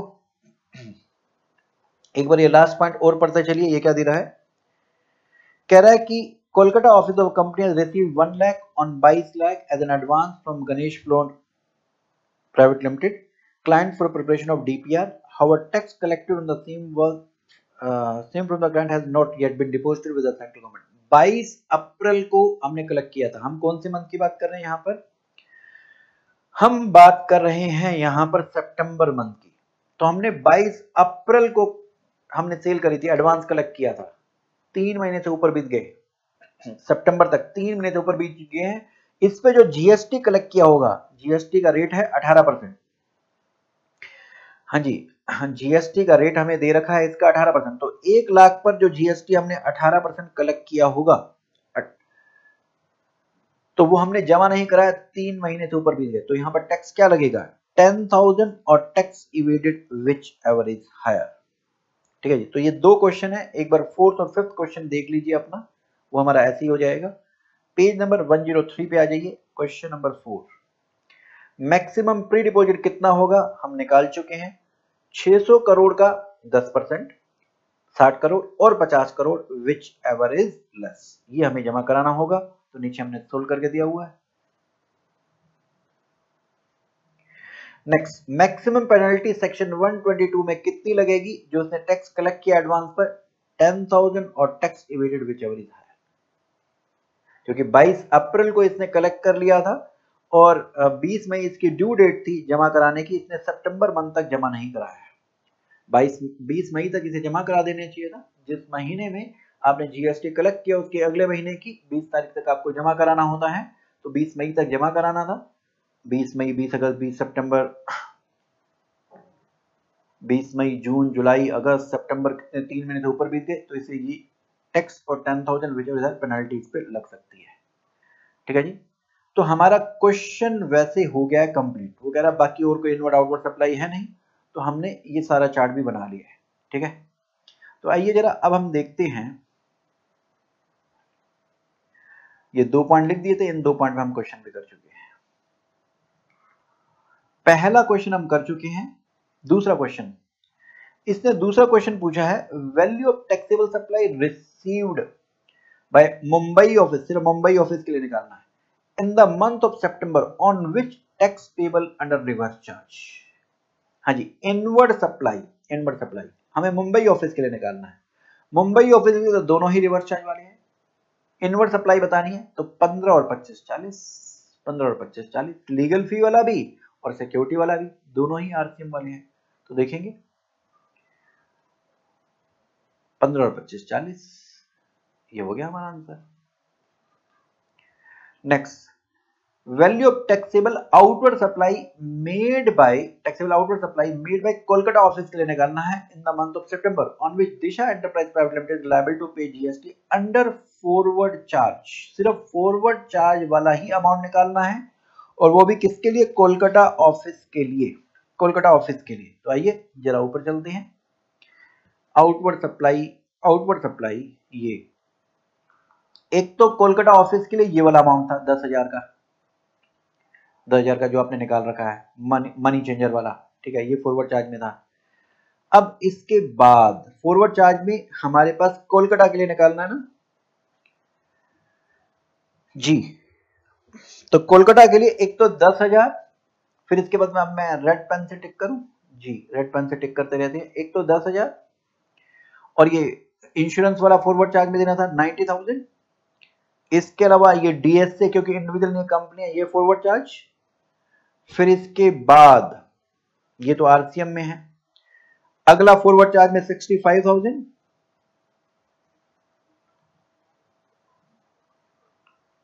अगला फॉरवर्ड चार्ज में आपका ये 65,000, ये तो अगला एग्जम्प्ट है। बस जी, इतना ही, और तो है नहीं। अब आउटवर्ड सप्लाई, बात खत्म हो गई। तो हमारा 10,000, 90, 48, 65, 65। तो देखेंगे आंसर, देखेंगे 10, 90, 48, 65, 65, ये आ रहा है 278। सी इंस्टीट्यूट ने आंसर 178 लिखा है, शायद ये मिस प्रिंट है। ठीक है, तो ये हो गया आपका। अब चलते हैं आगे। केस सिनेरियो का last case scenario, RTP May 21 और ये लास्ट केस सिनेरियो। एबीसी एक पीएसयू है, ओके, पीएसयू। जब ये ध्यान आए तो टीडीएस के बारे में भी याद आ जाना चाहिए आपको, क्योंकि इस केस में टीडीएस की बात भी आती है ना पीएसयू के केस में, हो सकता है वो पूछा हो। तो आइए एक बार एमसीक्यू पढ़ लेते हैं इसके। हम सबसे पहले क्या पढ़ा करते हैं, एमसीक्यू।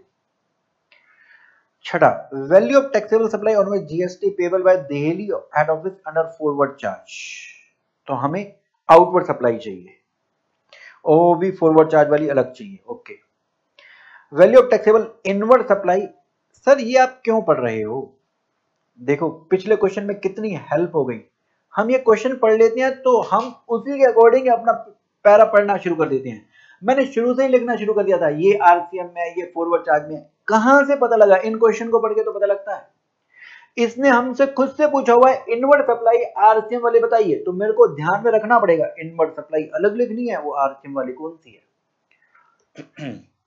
और वो सिर्फ बिहार पावर प्लांट के लिए पूछी है इसने, बिहार पावर प्लांट के, सभी के लिए नहीं पूछी। हाँ, पहले आउटवर्ड सप्लाई फॉरवर्ड चार्ज वाली पूछी थी, वो किसके लिए पूछी थी? दिल्ली हेड ऑफिस के लिए। और यहां पर इनवर्ड सप्लाई रिवर्स चार्ज के लिए पूछी है, बिहार पावर प्लांट के लिए, ओके। फिर टीडीएस वाला पॉइंट भी आ गया, पीएसयू नाम आया था, वैसे भी हमें ध्यान आ रहा था टीडीएस वाला पॉइंट होगा, यहां से पता लग भी गया टीडीएस वाला पॉइंट है सेक्शन 51 वाला। Shall be deducted by Delhi HO while making payment to Stationery Mart, किस अमाउंट पर पे करना होगा? बस जी, हाँ बस यही तो है। तो आइए जरा मैं कुछ चीजें आपको याद दिला दूं पहले। हाँ सर, हाँ याद दिलाओ, ओके। तो आइए, तो लास्ट केस सिनेरियो हम करने जा रहे हैं, आरटीपी May 21 केस सिनेरियो 2। तो जो आरटीपी नवंबर 21 में केस सिनेरियो आएंगे वो अभी बाद में होंगे, अभी आई नहीं है ना आरटीपी। तो अब ये आरटीपी केस सिनेरियो 2 करने जा रहे हैं। हाँ जी, इलेक्ट्रिसिटी पर जीएसटी है नहीं, आपको पता होगा। नेक्स्ट, बॉन्ड मनी रिकवर करी है एक एम्प्लॉय ने, अपने टाइम ओवर होने से पहले रिजाइन कर दिया। हमने उससे बॉन्ड भरवाया था कि तू 2 साल से पहले नहीं छोड़ सकता, तो हमने उससे अब कुछ पैसे रिकवर किए, हम टोलरेट कर रहे हैं। शेड्यूल 2 ये क्या बोलता है? अगर आप टोलरेट करते हैं किसी के एक्ट को तो ये आप क्या दे रहे हैं? सर्विस दे रहे हैं, इसलिए हमने ये मनी उससे रिकवर करी है। अगर आपने एम्प्लॉय से कुछ पैसे रिकवर किए क्योंकि उसने बॉन्ड भरवाया था हमने कि 2 साल से पहले नहीं छोड़ेगा, वो 2 साल से पहले छोड़ गया, तो हमने उससे कुछ पहले ही बॉन्ड भरवाया था, हमने उससे कुछ अमाउंट रिकवर किया, क्या ये टैक्सेबल होगा? जी हाँ, शेड्यूल 2 में इसे वो सर्विस मान रखा है। आपने टॉलरेट किया उसके इस एक्ट को कि वो जल्दी छोड़ के चला गया, तो जो कंसिडरेशन मिला ये सर्विस के बदले में टैक्सेबल होगा। नेक्स्ट, अगर एम्प्लॉय से आप रेजिडेंशियल ड्वेलिंग में रहने के रेजिडेंस के लिए पर्पज से आपने उसे किराए पे दिया था, उसका किराया रिकवर कर रहे हैं, जीएसटी माफ होता है। रेजिडेंशियल ड्वेलिंग को रेजिडेंस के पर्पज से आपने किराए पे दिया, उस पे जीएसटी होता माफ। ऐसे ही इंटरेस्ट, अगर डिपॉजिट, लोन, एडवांस एक्सटेंड किया है, जैसे आपने बैंक में एफडी करा रखी है, बैंक अकाउंट है आपका, सेविंग अकाउंट है, आपने डिपॉजिट एक्सटेंड कर रखा है, तो इस पे इंटरेस्ट जो आपको मिलेगा, इस इंटरेस्ट पर जीएसटी क्या होगा? इस इंटरेस्ट पर जीएसटी होगा माफ। ओके, आगे देखिए, गवर्नमेंट जो सर्विस देती है, अभी हमने बात करी थोड़ी देर पहले, गवर्नमेंट की 4 सर्विसेज टैक्सेबल हैं, बाकी एग्जम्प्ट है। पत्ता, अब इसमें जो पीएटी है, इसमें आप जानते हैं फॉरवर्ड चार्ज है, यहां मेरे इसका कोई यूज नहीं है। इस एनी सर्विस का मेरे पास यूज है, मैं इसकी बात करता हूं, इस एनी सर्विस के बारे में। इस पीएटी, पोस्ट ऑफिस वाली, एयरक्राफ्ट वेसल वाली जो पोर्ट के अंदर दी जाती है, पोर्ट के बाहर दी जाती है, और ट्रांसपोर्टेशन वाली, इनको छोड़ दो। इसके अलावा कोई सर्विस बची, अगर ये गवर्नमेंट बिजनेस एंटिटी को देती है, एक तो आरसीएम है और टैक्सेबल भी है, लेकिन इसमें rent to unregistered business entity अलग कर दो, इसमें फॉरवर्ड चार्ज है, और बाकी जो बची यहां पर रिवर्स चार्ज है, बाकी जो बची यहां पर रिवर्स चार्ज है, ठीक है। अब यहां पर एग्जांपल मैं ले रहा हूं, कौन कौन सी एनी सर्विस में आ जाएंगे। एग्जांपल, गवर्नमेंट ने पुलिस, उनका पुलिस है या सीआईएसएफ है, विद सिक्योरिटी डिपार्टमेंट है, सिक्योरिटी की सर्विस गवर्नमेंट दे रही है। पुलिस से सिक्योरिटी ली, जैसे मुकेश अंबानी कोई आईपीएल के मैच में मैच देखने आते हैं तो पुलिस से सिक्योरिटी की सर्विस लेते हैं, या सीआईएसएफ से सिक्योरिटी की सर्विस ली गई है। तो गवर्नमेंट ने ये सिक्योरिटी की सर्विस दी, ये ना तो पोस्ट ऑफिस ने कोई सर्विस दी है, ना ये एयरक्राफ्ट वेसल के रिलेशन में, ना ये ट्रांसपोर्ट ऑफ गुड्स पैसेंजर है, तो इन पीएटी में नहीं है, पैट में नहीं है, ये एनी सर्विस में आ गई। एनी सर्विस अगर बिजनेस एंटिटी को दी जाती है तो रिवर्स चार्ज है, तो इस सिक्योरिटी की सर्विस पे रिवर्स चार्ज में जीएसटी किसको देना होगा? रिलायंस को। और एग्जांपल ले लीजिए, यहां पर कोई आपने लाइसेंस लिया 3G 4G स्पेक्ट्रम का, माइनिंग का लाइसेंस लिया है, वो कहां पर आएगा? इस एनी सर्विस में आएगा, तो बिजनेस एंटिटी रिवर्स चार्ज में जीएसटी पे करेगी। और एग्जांपल ले लीजिए, गवर्नमेंट की कोई लैब है, उसने कोई टेस्टिंग की सर्विस दी है, मान लीजिए रनबैक्सी को, तो रनबैक्सी रिवर्स चार्ज में जीएसटी पे करेगी। तो एनी सर्विस अगर बिजनेस एंटिटी को दी जाती है तो बिजनेस एंटिटी रिवर्स चार्ज में जीएसटी पे करेगी। हमारे यहाँ पर सीएफएसएसएफ वाली सिक्योरिटी की सर्विस है इस क्वेश्चन में, तो ये सिक्योरिटी की सर्विस अगर गवर्नमेंट ने बिजनेस एंटिटी को दी तो बिजनेस एंटिटी रिवर्स चार्ज में जीएसटी पे करेगी। नेक्स्ट, टीडीएस का एक पॉइंट बता दूं, मिस्टर ए, इसे सेंट्रल गवर्नमेंट के डिपार्टमेंट से कॉन्ट्रैक्ट मिला, पोस्ट कार्ड छाप के देने हैं, ओके। नंबर 2, स्टेट गवर्नमेंट के डिपार्टमेंट से एक कॉन्ट्रैक्ट मिला, क्या? स्टेशनरी छाप के देनी है, स्टेशनरी सप्लाई करनी है। नंबर 3, म्युनिसिपैलिटी से कॉन्ट्रैक्ट मिला कि गलियों में लाइट लगानी है, जो खराब हो गया वो ठीक भी करनी है। नंबर 4, सेल से, पीएसयू से या स्टेट गवर्नमेंट द्वारा ओन एंटरप्राइज, ये नोटिफाइड पर्सन में आती है। सेंट्रल गवर्नमेंट का डिपार्टमेंट, स्टेट गवर्नमेंट का डिपार्टमेंट, म्युनिसिपैलिटी, लोकल अथॉरिटी, और इसके अलावा नोटिफाइड पर्सन में एग्जांपल पीएसयू या स्टेट ओन एंटरप्राइज हैं, स्टेट गवर्नमेंट द्वारा बनाई गई एंटरप्राइज हैं। ये इससे मशीन का कॉन्ट्रैक्ट मिला था, मशीन की सप्लाई करनी है। ये लोग जब भी पेमेंट करेंगे इस मिस्टर ए को, अगर ये कॉन्ट्रैक्ट की वैल्यू 2.5 लाख से ऊपर की है तो ये 2% टीडीएस काट लेंगे। ये लोग जब ये पेमेंट करेंगे मिस्टर ए को, अगर ये कॉन्ट्रैक्ट की वैल्यू 2.5 लाख से ऊपर है तो ये 2%, सीजीएसटी 1%, एसजीएसटी 1%, ये 2% टीडीएस काट लेंगे, ठीक है। अगर कॉन्ट्रैक्ट की वैल्यू 2.5 लाख से कम है, फिर अब स्टेशनरी, भाई ये एक ही बार में सारा कॉन्ट्रैक्ट थोड़ा कंप्लीट हो जाएगा, एक बार में कुछ 1000-2000 का माल जा रहा है, तो आप इनवॉइस वाइज जो भी ये लोग पेमेंट कर रहे हैं उतने पे टीडीएस काटते रहते हैं। लेकिन कॉन्ट्रैक्ट की वैल्यू 2.5 लाख से कम है तो फिर टीडीएस नहीं काटना, तब टीडीएस नहीं काटना। अगर कॉन्ट्रैक्ट तो 2.5 लाख से ऊपर का था लेकिन उसमें एग्जम्प्ट सामान भी है तो 7 लाख उसमें से माइनस कर लो, एग्जम्प्ट वाला उसमें से माइनस कर लो। अब टैक्सेबल वाला अमाउंट देखना है, टैक्सेबल वैल्यू का कॉन्ट्रैक्ट 2.5 लाख से ऊपर है कि नहीं। अगर टैक्सेबल वैल्यू का कॉन्ट्रैक्ट 2.5 लाख से कम है, टीडीएस नहीं कटेगा। और अगर सारा ही एग्जम्प्ट है, जैसे यहां पर ये वाली सर्विस सारी ही एग्जम्प्ट है, जो लाइट्स चेंज करनी है, इसमें 25% गुड्स की वैल्यू है, तो ये सारा ही एग्जम्प्ट है, टीडीएस नहीं कटेगा। हाँ, अगर कॉन्ट्रैक्ट की वैल्यू 2.5 लाख से ऊपर है, टैक्सेबल वैल्यू का कॉन्ट्रैक्ट है, तो फिर जितनी पेमेंट कर रहे होंगे उतने पे टीडीएस कटेगा। ये अमाउंट कैसे देखना है? हाँ जी, ये अमाउंट देखना कौन सा है? इनवॉइस वाला अमाउंट देखना है एक्सक्लूडिंग जीएसटी। जो 2% टीडीएस काटना है, इसमें आपको क्या देखना है? इनवॉइस कितने का बना है, क्योंकि कॉन्ट्रैक्ट एक बार दे दिया फिर तो थोड़ा थोड़ा सामान जाता रहेगा ना। अब इनवॉइस में वो अमाउंट देख लो एक्सक्लूडिंग जीएसटी, उतने पे टीडीएस कटेगा। इनवॉइस की वैल्यू देखिए एक्सक्लूडिंग जीएसटी एंड सेस, उस पे टीडीएस कटेगा, ठीक है जी। इतनी नॉलेज के बाद चलते हैं हम आगे। हाँ जी, आइए अब हम क्वेश्चन देख लेते हैं। ABC and company, page number 104 पे आ जाइए। ABC limited is a PSU, ये पीएसयू है, engaged in business of generation of electricity from conventional and non conventional sources. Government of India इसमें होल्ड करती है 75% equity in the said company, ये PSU है, ओके। गवर्नमेंट इसमें hold करती है 75% इक्विटी, ओके जी। Held by institution domestic invest, बाकी बैलेंस institutional domestic investor ने इन्वेस्ट करेगा. Company has taken separate registration under GST in each state where it has business operation. Company ने हर जगह पे अपना अलग अलग रजिस्ट्रेशन ले रखा है, हर स्टेट में एक रजिस्ट्रेशन ले रखा है.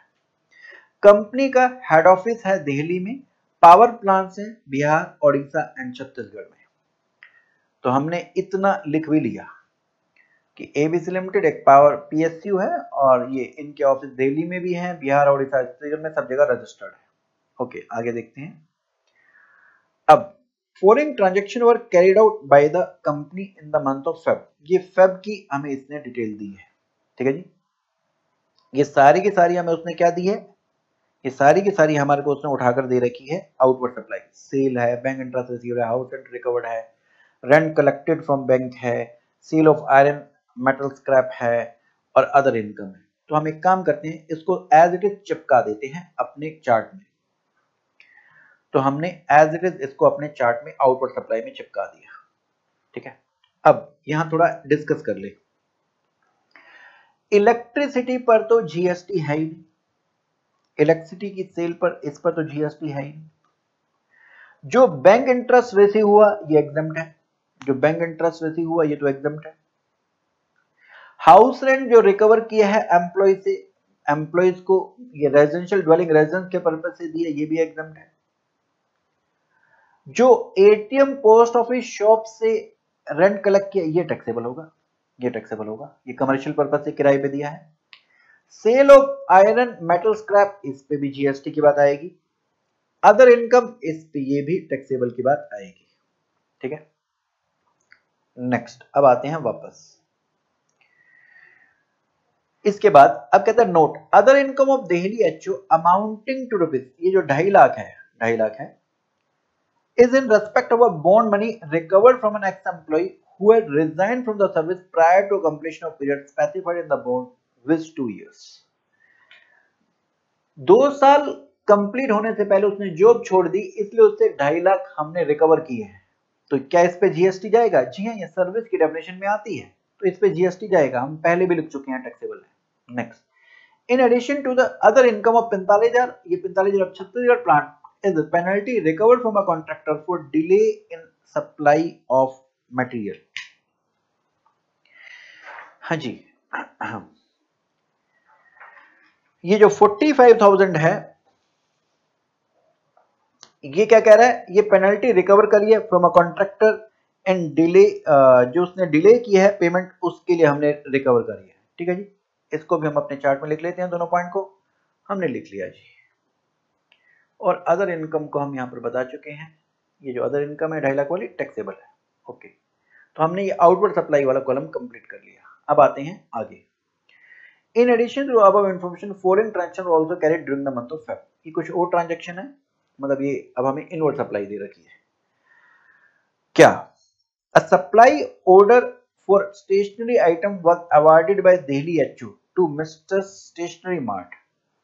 पीएसयू के दिल्ली वाले हेड ऑफिस ने स्टेशनरी मार्ट को एक कॉन्ट्रैक्ट दिया 3,36,000 का, 3,36,000 including GST at the rate of 12%. हाँ जी, इसमें अगर आप जीएसटी अलग करें, क्या 2.5 लाख से ऊपर बन रहा है? 3,36,000 इनटू में 100/112, इसमें इंक्लूड है ना जीएसटी. तो ये 36,000 अलग हो जाएगा, ये 3 लाख बनेगा. 2.5 लाख से ऊपर का कॉन्ट्रैक्ट है, इसका मतलब इसमें टीडीएस की बात आएगी, इसमें टीडीएस की बात आएगी. Vendor supply stationery item, 2.5 lakh से ऊपर का कॉन्ट्रैक्ट इसको मिल गया. अब vendor supply stationery item worth 44,800 including GST. हाँ जी, इसमें से भी जीएसटी हटा दीजिए, 44,800. अब थोड़ा थोड़ा माल बिक रहा है, ये 40,000 आ गया. तो 40,000 पर टीडीएस काटेंगे जी जब आप पेमेंट करेंगे. हाँ जी, अब आपने कॉन्ट्रैक्ट उसे दिया था 2.5 लाख से ऊपर का, 3 लाख का कॉन्ट्रैक्ट दिया था. सारा का सारा सामान स्टेशनरी एक ही बार में थोड़ा सप्लाई कर देगा, थोड़ी थोड़ी आपको सप्लाई करता रहेगा जब जब आप उसको ऑर्डर देते रहोगे.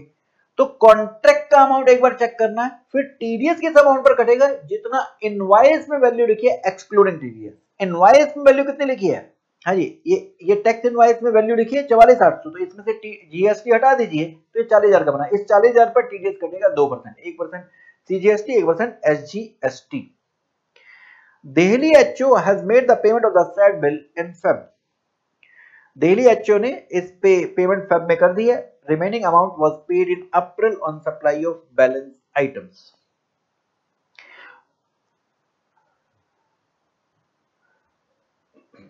Remaining amount was paid in April on supply of balance items. हाँ जी, तो अब ये बिल जितने का बना है 44,800 का, ये इस पर आपका टीडीएस कटेगा। ठीक है जी, अब ये हम क्वेश्चन में लिख लेते हैं। हमने एज इट इज ये यहां पर चिपका लिया।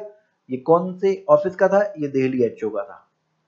ये हमारे को 3 लाख का कॉन्ट्रैक्ट मिला था। ये 3 लाख था एक्सक्लूडिंग टीडीएस। ये आपने कैसे निकाला?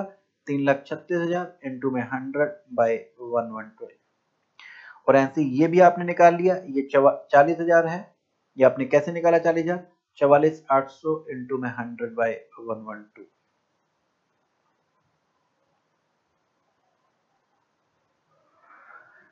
तो ये फेब की ट्रांजैक्शन है। ठीक है, बाकी अमाउंट अप्रैल में पे किया, तो मतलब बाकी का माल हमने अप्रैल में मंगाया होगा। अभी हमें फेब की बात करनी थी।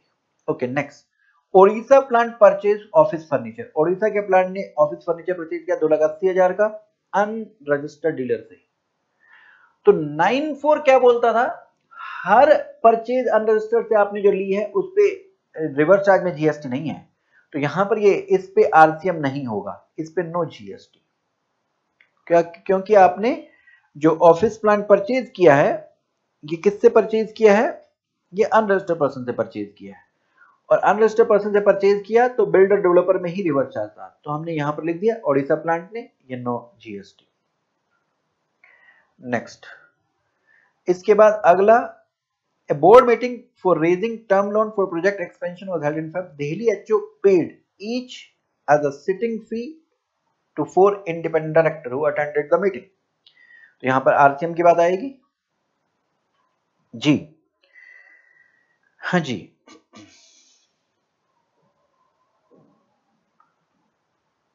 तो हमने अगला पॉइंट ये अपना लिख दिया 80,000 वाला, इंडिपेंडेंट डायरेक्टर वाला। ओके जी, नेक्स्ट। इसके बाद for safety and security of its HO and power plant companies engage private security as well as CISF. ध्यान दीजिए, गवर्नमेंट का ये CISF है।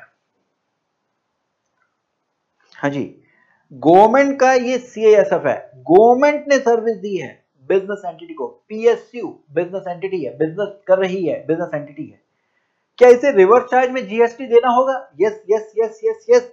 अगर गवर्नमेंट बिजनेस एंटिटी को सर्विस देती है, PSU is not government. Government का मतलब है सेंट्रल गवर्नमेंट के डिपार्टमेंट, स्टेट गवर्नमेंट के डिपार्टमेंट। तो गवर्नमेंट ने सर्विस दी है, सीएसएफ गवर्नमेंट डिपार्टमेंट है, इसने सर्विस दी है किसको? बिजनेस एंटिटी पीएसयू को। तो इसे रिवर्स चार्ज में जीएसटी देना होगा। लेकिन जो प्राइवेट सिक्योरिटी है, अगर ये सर्विस आपने अदर देन बॉडी कॉर्पोरेट से ली होगी तो ही आरसीएम होगा। ठीक है, अदर बॉडी कॉर्पोरेट से ली होगी तो ही आरसीएम होगा, अदरवाइज नहीं होगा। Following payments are made in Feb in respect of bill issued in the month of January. तो ये हम उठाकर as it is टेबल चिपका देते हैं। तो हमने ये as it is टेबल यहां पर चिपका दी। हाँ जी, ध्यान दीजिए, यहां तो आरसीएम होगा सीएसएफ से, लेकिन ये एबीसी सिक्योरिटी प्राइवेट लिमिटेड से लिया तो ये फॉरवर्ड चार्ज में ही होगा, ये आरसीएम नहीं होगा। नेक्स्ट, लास्ट पॉइंट है, Bihar plant purchase the machinery effect from Mr. Sahu Enterprise not registered under GST. Again यहां पर जीएसटी की बात नहीं आएगी, नो जीएसटी। भाई जी, ये हो गया आपका क्वेश्चन कंप्लीट। नो जीएसटी क्यों? क्योंकि ये रजिस्टर्ड नहीं है, रजिस्टर्ड नहीं है। चलिए अब करते हैं क्वेश्चन। अब उसने सबसे पहले हमसे क्वेश्चन पूछा था, वैल्यू ऑफ टैक्सेबल सप्लाई बताइए on which GST is payable by Delhi HO under forward charge. Delhi HO under forward charge, तो हम आउटवर्ड सप्लाई की बात करेंगे। हम फॉरवर्ड चार्ज में हम सिर्फ आउटवर्ड सप्लाई की बात करेंगे जी। तो दिल्ली एचओ के लिए देखना है, पहला ये तो जीएसटी है नहीं, फिर ये एग्जम्प्ट है, फिर ये एग्जम्प्ट है, ये टैक्सेबल था, ये 48,000,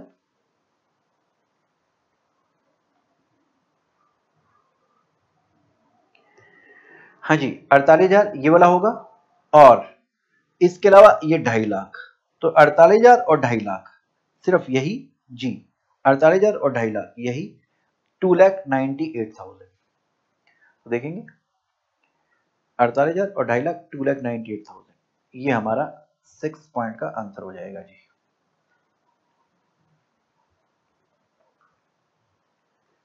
ठीक, अब next 7th, value of taxable inward supply on which GST payable and reverse charge by Bihar power plant. Inward supply का बताना है, और वो भी रिवर्स चार्ज वाला, और वो भी किसके लिए, सिर्फ बिहार पावर प्लांट के लिए। Bihar power plant inward supply में, ये हमारा दिल्ली एचओ था, उड़ीसा था, दिल्ली था, और ये सीएसएफ वाला बिहार, इसमें रिवर्स चार्ज आएगा 10 लाख जी। ये सीएसएफ में गवर्नमेंट सर्विस लिए, ये रिवर्स चार्ज में आएगा, और बिहार वाला अगला लास्ट था, यहां पर तो जीएसटी नहीं है, इसमें तो जीएसटी नहीं है, तो सिर्फ 10 लाख ही आएगा। तो हमारे इस क्वेश्चन का आंसर हो गया 10 लाख। ठीक है जी, next last, value of taxable supply on which TDS under section 51 shall be deducted by Delhi HO in Feb में वो हमने निकाला ही था, एक ही इनवॉइस था 40,000, इस पर टीडीएस कटना था। ठीक है जी, बस यहां हमारे केस सिनेरियो कंप्लीट होते हैं जी। आपको पढ़ाकर बहुत मजा आया, आपको कैसा लगा आप मेरे को व्हाट्सएप कर सकते हैं, नंबर आपके पास है ही। अगर कोई क्वेरी होगी तो आपके पास नंबर है ही, आप मेरे को व्हाट्सएप कर सकते हैं। अब हमें इसके बाद आपकी एक क्लास लगानी है, कौन सी, एमसीक्यू वाली, जो एमसीक्यू की फाइल भी सी इंस्टीट्यूट ने इशू करी है वो लगानी है। यहां आज हमारे केस सिनेरियो की क्लास कंप्लीट हो गई है। थैंक यू जी, thank you so much, bye bye.